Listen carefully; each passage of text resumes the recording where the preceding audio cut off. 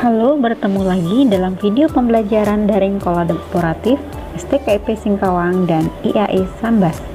Dalam video kali ini, saya akan menjelaskan materi terkait dengan evaluasi kurikulum. Evaluasi kurikulum merupakan usaha yang dilakukan dalam mengumpulkan data atau informasi terkait dengan kurikulum yang berguna untuk meningkatkan efektivitas pelaksanaan kurikulum serta menjadi bahan dalam pengembangan kurikulum berikutnya. Adapun tujuan dilakukan evaluasi kurikulum adalah yang pertama, memberikan umpan balik untuk penyempurnaan ide, struktur, desain, dokumen, dan implementasi kurikulum. Yang kedua, menetapkan tingkat keberhasilan implementasi kurikulum. Yang ketiga, menentukan dampak kurikulum terhadap masyarakat dan bangsa. Yang keempat, menentukan akuntabilitas kurikulum. Terdapat dua model evaluasi kurikulum yang biasa digunakan oleh seorang evaluator kurikulum, yakni model evaluasi kuantitatif dan model evaluasi kualitatif. Dalam video pembelajaran kali ini, saya akan menjelaskan masing-masing satu contoh model evaluasi kuantitatif dan kualitatif. Baik, yang pertama saya akan menjelaskan terlebih dahulu contoh model evaluasi kuantitatif Black Box Tiller. Nama model ini diambil dari nama pengembangnya, yaitu Tiller. Model ini dibangun atas dua dasar pemikiran. Pertama, evaluasi ditujukan pada tingkah laku peserta didik. Kedua, evaluasi harus dilakukan pada tingkah laku awal peserta didik sebelum melaksanakan kurikulum dan sesudah melaksanakan kurikulum. Penggunaan model Tiller memerlukan informasi perubahan tingkah laku, terutama pada saat sebelum dan sesudah terjadinya pelaksanaan kurikulum, atau istilah lain adalah pre-test dan post-test. Model ini mensyaratkan validitas informasi pada tes akhir. Untuk menjamin validitas ini, maka perlu adanya kontrol dengan menggunakan desain eksperimen. Ada 3 langkah pokok yang harus dilakukan evaluator kurikulum saat menggunakan model Black Box Tiller. Yang pertama, menentukan tujuan kurikulum yang akan dievaluasi. Yang kedua, menentukan situasi di mana peserta didik memperoleh kesempatan untuk menunjukkan tingkah laku yang berhubungan dengan tujuan kurikulum. Yang ketiga, menentukan alat evaluasi yang akan digunakan untuk mengukur tingkah laku peserta didik. Model evaluasi Tiller memiliki keunggulan dalam kesederhanaannya.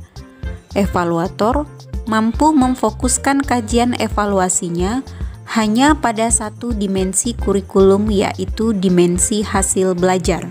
Keunggulan model ini pada sisi lain menjadi titik lemah model ini karena fokus pada hasil belajar saja dan mengabaikan dimensi proses adalah sesuatu yang tidak sejalan dengan pendidikan. Hasil belajar adalah produk dari proses belajar.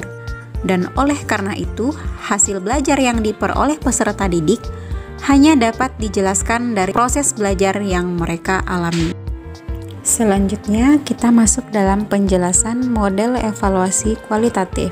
Model evaluasi kualitatif menggunakan metodologi kualitatif dalam pengumpulan data evaluasi. Selain penggunaan metodologi kualitatif, ciri khas lain dari model evaluasi kualitatif ialah selalu menempatkan proses pelaksanaan kurikulum sebagai fokus utama evaluasi.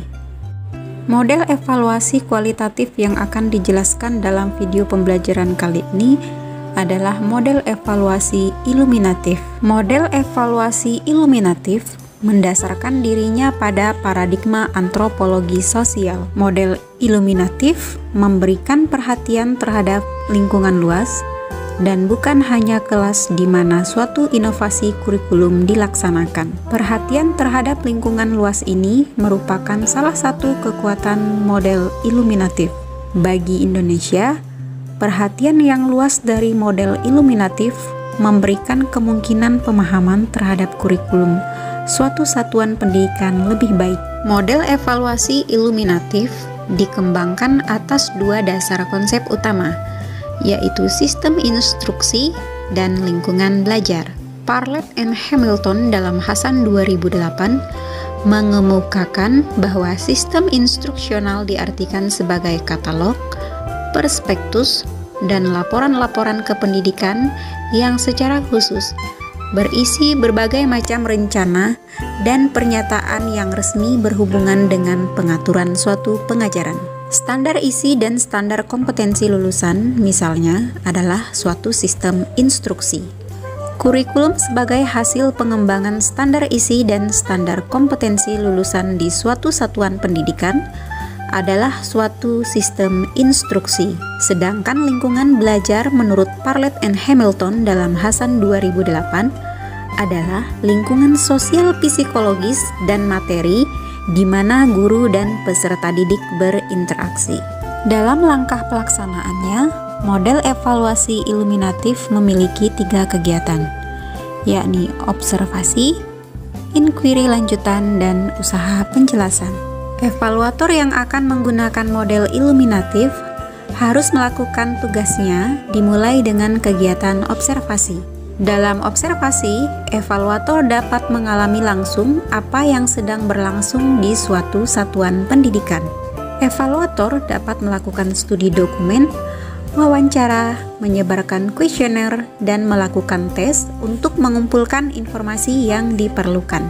Dari data yang berhasil dikumpulkan, evaluator akan menemukan isu pokok. Nah, isu pokok tersebut yang diteliti lebih lanjut dalam langkah kedua. Dalam langkah kedua, yakni inquiry lanjutan, evaluator tidak berpegang teguh terhadap temuannya dalam langkah pertama, karena langkah pertama temuan tersebut hanyalah bersifat pedoman bagi evaluator. Dalam langkah kedua, perubahan-perubahan dari hasil langkah pertama masih dimungkinkan. Misalnya, isu yang telah ditemukan dalam langkah pertama harus diganti dengan isu baru, karena isu yang ditemukan di langkah pertama sudah tidak lagi relevan. Ada isu baru yang berkembang dan lebih relevan. Dengan demikian, terjadi fokus baru evaluasi.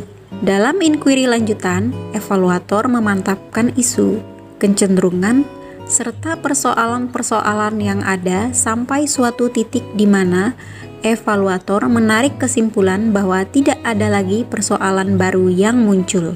Artinya, persoalan yang ada pada evaluator sudah memiliki validitas permasalahan yang sudah tidak diragukan lagi. Berdasarkan data yang terkumpul, evaluator kemudian memasuki langkah ketiga, yaitu penjelasan.